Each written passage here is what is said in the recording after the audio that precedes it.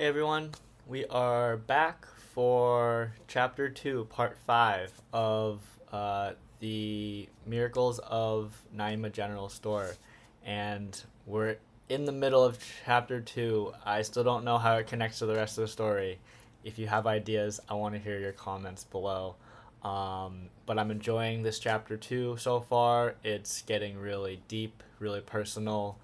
Um, I'm curious to see this main character, who's gone to create his own career making music, playing music, and he's returned home for his grandmother's funeral, and he's having this reckoning with his family. They've been out of touch for a long time. It's his first time coming back home, I think, in 10 years.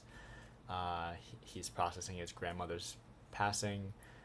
I'm curious to see where the book goes from here. This is now my third bit today, my third video. This chapter will probably take me 35 minutes depending on how fast I read it. So my first two videos today were also around 31 minutes of reading. This section will be pretty similar. 2065 characters. So yeah, without further ado, let's dive in. Happy reading to you. I hope you enjoy it. Read at your own pace, and at the end, we'll wrap up. I'll share my reflections, how the reading went, share some statistics, and then we can conclude. So, yes, let us begin. I'm gonna start my stopwatch here. Okay, section 5. Happy reading, everyone.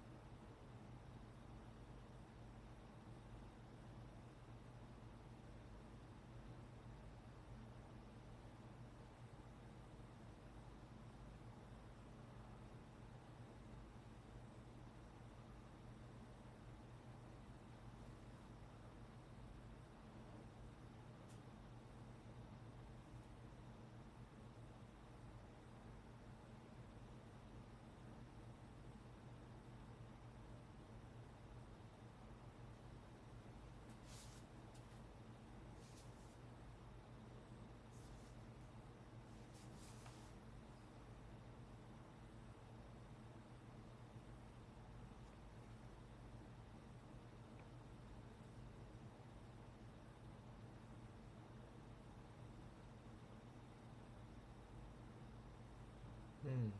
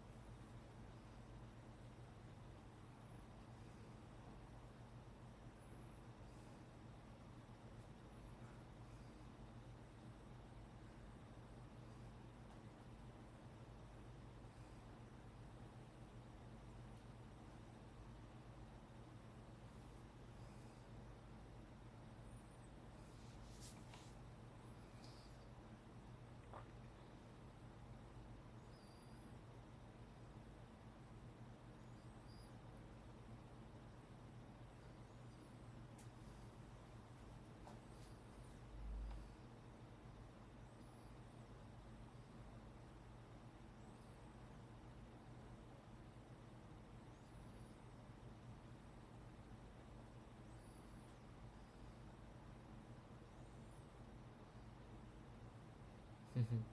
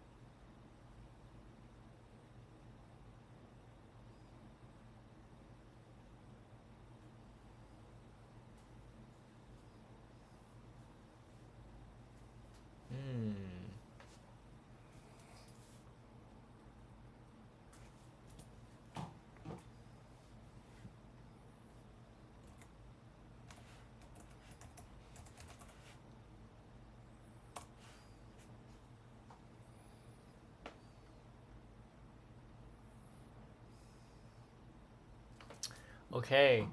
Well, I finished the reading and we got some answers. I wasn't sure how it would connect, but it is in fact, I think, the present day in the alternate timeline, uh, where this guy who has returned to his hometown has bumped into, I think, the woman who wrote the first batch of letters in chapter one, which means it isn't like the 2000s. Maybe it's like 1980 or something. But I don't really understand the Walkman reference. Maybe Walkmans were around back then. I don't know, or at least the earliest primitive ones. I don't think so, unless maybe it was a different woman. But she was described as athletic person. So I was like, oh yeah, I mean she's like an Olympic athlete. So I'm a little bit confused by the timeline, and this just goes to show that yeah, when I'm reading a book in a new language, just getting into reading, this is my third book. This is actually I should have mentioned before, this is day number 12 of my 50-day reading challenge. So, yeah, I've read two books previous to this, but this is, I mean, I'm still new to this process. And even when I read books in English, sometimes I get confused and I have to go back and I have to piece together the puzzle. And this book is written in a way, I think, where, you got to use your brain a little bit to like figure out the timelines and everything. So yeah, if you have a better understanding than me, I would love to hear from you. Please comment below what you think is going on. But generally, I understand it as he came across the 杂货店, and he at the end of the chapter is beginning to draft a letter because he is also looking for advice in terms of this tricky situation he's in. He wants to continue his music career, the one that he's been going down this road, I think, for 10 years now, and he hasn't broken through, but maybe he feels like it could happen if he keeps going at it, and it's obviously providing his life a lot of meaning. He wouldn't rather be doing anything else. However, he doesn't know how to he doesn't know how to begin to support his parents as they enter old age, and his dad just had like a heart attack and has to probably let go of the fish business, the fish store.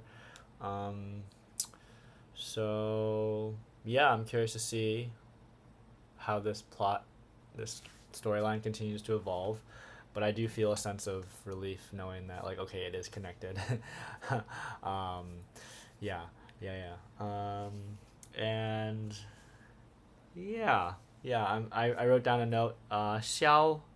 消烦解忧, meaning like helping resolve, I think, the problems of the people that write to the store owner, and I mean, for him, he's like, it doesn't make sense. It's eerie that like this woman is getting letters in response because this there's no one that lives here who would be replying to her, but yet he still takes out his paper, takes out his pen, and starts writing a letter. So there's this cognitive dissonance going on, but he's very, I think, lost right now, and he really wants advice. So I think he's willing to try anything. Let me know what you think in the comments below. What you think is going to happen in the next chapter, in the next section. I would love to hear it. And in terms of my reading speed, I actually read this in 25 minutes, 15 seconds. So that is a reading speed of 82 characters per minute, which I'm really happy with. That is, the fastest I've read in the second chapter so far. If you feel like your reading speed is been increasing or not increasing while reading this book, I'd love to hear how you feel so far. If there's any issues that you're coming across, any ways you think you could break through, or if you're just lost, you're not sure how to increase your reading speeds, please let me know. That is, for me at least, another goal, along with this bigger goal of reading a lot of books and falling in love with reading in Chinese, is trying to get my reading speeds closer and closer to that of a native reader, so that I can feel less stuck. I can feel like I can enjoy the process of reading, and it doesn't feel like such a slog. So with that, I'll end this video, and I'll see you in the next video. Bye bye.